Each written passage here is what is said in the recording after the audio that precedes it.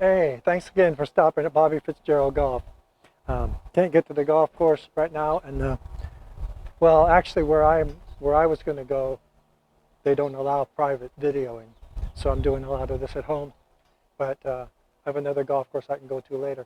But we're going to work on chipping here today anyway, and the technique is fine here. You won't see the ball roll out, but take my word for it. Uh, and you know, there's nothing more frustrating than playing a par four and being close to that green in two and not getting your four or maybe even a five because of bad chipping. And so a little bit of work, I know you're going to be a good chipper because it's not that difficult, but it takes a little bit of practice. It's stuff we're not used to. Um, you'll see people do a chip and they won't quite reach the green. It's because they took the club back too far, and your body's a genius, so it tries to slow it down. Uh, but when you're decelerating, the ball doesn't move, so it doesn't even get to the green, and then you have to go hit it again. That's frustrating. And or or you take it back a little ways and then you try to hit it too hard because you figure like you have to jump on it. So let's get into this. Let me turn this down where you can see this. Hit the ball.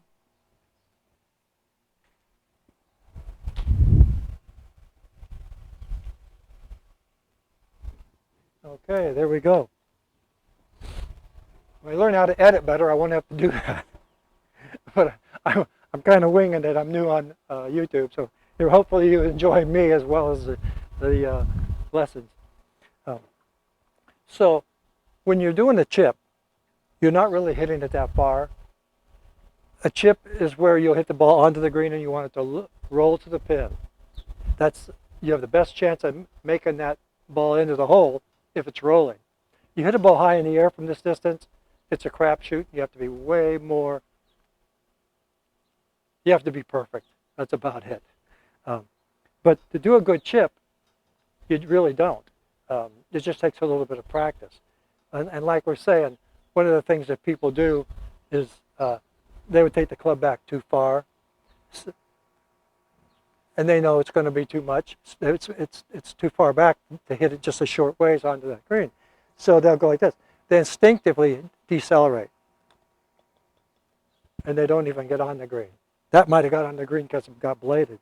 Um, so what we want to do is let the momentum. It also won't get to the green without some acceleration. You have to have some acceleration of that club head. If I go like that, it can't go nowhere. You have to have some acceleration for that ball to get going. Now that wasn't even too bad. I just flicked it. But so what your acceleration you want to come from the weight of this club head, because you're not trying to hit this very far. You're trying to hit this maybe 4, 5, 6 feet, have it roll out another 16, 17, 18 feet. You get beyond that, well, you could take this back a little bit farther and let that weight take it a little bit farther. But when you get, if the pin is like say 40 feet on a green, there's nothing wrong with switching your pitching wedge and grabbing your 7-iron, because it's the same principle. It's the same thing. You just want to see it rolling to that pin, and you don't want to have to hit your pitching wedge so hard. That takes even more. So if you can do the same thing every time but change clubs, you don't you get so used to it that you almost can't make a mistake. Here's your 7. It's going to roll faster, farther when it gets onto the green. Up in the air, boom. It's going to go over there like 30 feet, 35, 40 feet. I mean, you have to take the slope into account. You have to take, is it a downhill shot into account? If it's a downhill shot into the account, you might want to take a 60-degree wedge. But overall, no.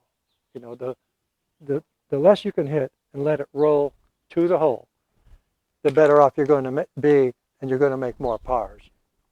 So first of all, you just take your standard, normal, regular grip, and you can even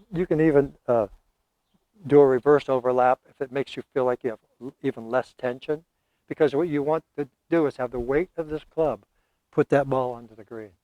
If you try to manipulate it like that, or you go too far and don't go anywhere, you're just going to have trouble. Because the weight of this club will take this where it's going to get on the green and roll 17, 18 feet. So you want to take your grip and you want a narrow stance. Because you're not trying to get any power on this ball. You're trying to let the weight of the club do it. So because it's a straight, shorter shot, you want to grip down, stand close to it, even if the toe's up a little bit, that's perfectly fine. And you're going to want to use a pendulum action, boop, boop. But you don't want the sensation of, people do this and they get up, it squirts off to the right. It's just a pendulum action to go straight to where that pin is. Again, depending on the slope, you're going to play the slope. If it slopes left, you want to play a little bit right. So all you're going to do now is take it back and don't try to muscle it. Don't try to control it.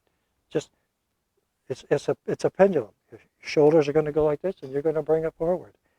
So you're just trying to get it nice and easy. So you have forward momentum. You have acceleration, but you don't have major acceleration like you're trying to hit a 7-iron or something. And you don't want this wide thing where you have play with a little arc or something. You're also giving too much chance of hitting behind it. When it's right here, the club is there. So I try to put about 60% of my weight on my left foot, because you're going to come down with a descending blow for the space of this to bring that ball up in the air, but you're still not working at it that hard. So you grip down, a little bit ahead of the ball, and let the weight of the club. It's that simple. You're going to do that, you're going to get close to a lot of pins, and you're going to make a lot more pars. But like anything else, it takes practice to have the belief and the faith that that's all you got to do. But really, it can't get much simpler once you learn it. Just boom, Some people will take it back a little farther and they're still able to not decelerate, but you don't want to play that kind of a game. Let me get another couple of balls here. So if that one's going, you experiment with this. What is it for you? If that got on the green and rolled 20 feet, and you only have to go 15, you can come back a little less. And as long as you get on that green and get it rolling, these are things you're going to have to work out for yourself and work out the distances. But in actuality, once you start getting this, your friends are going to be just like, how do you get that close to the hole so often? How do you chip like that?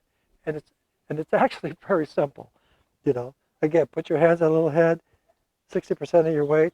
Let the club head work. Don't try to manipulate this club in any way. Don't try to bring it in. You'll hear people tell you all kinds of things. Try to bring it in. No, just choke down on it. Let the club head do the work. It's the best.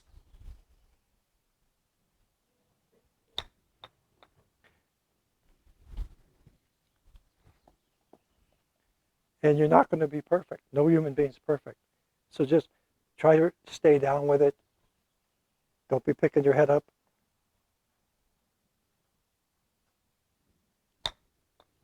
Let the club head do the work. The beautiful thing about this, there's so much bounce and you're only going from here to there. Even if you do hit slightly behind it, you're still going to get it in the air with the loft. Just like that. It's very simple. Do it a couple more times. I want you to get the timing and the rhythm. You're not jumping at this. You're letting the natural momentum of this club bring that ball in the air. Boom.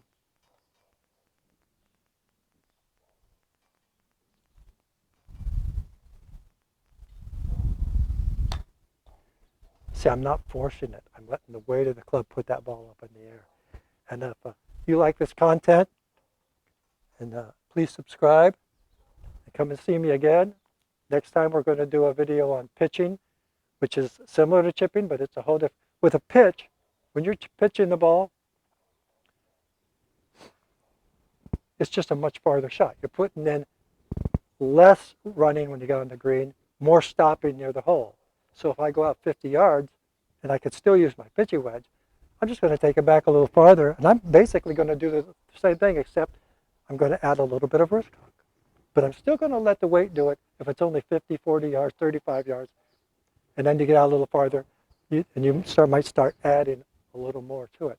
But chipping and pitching, they're similar, but they're a lot different because you're with the pitch, you want the ball to fly higher, and it's going to land softer. You want to put more spin on it, you know.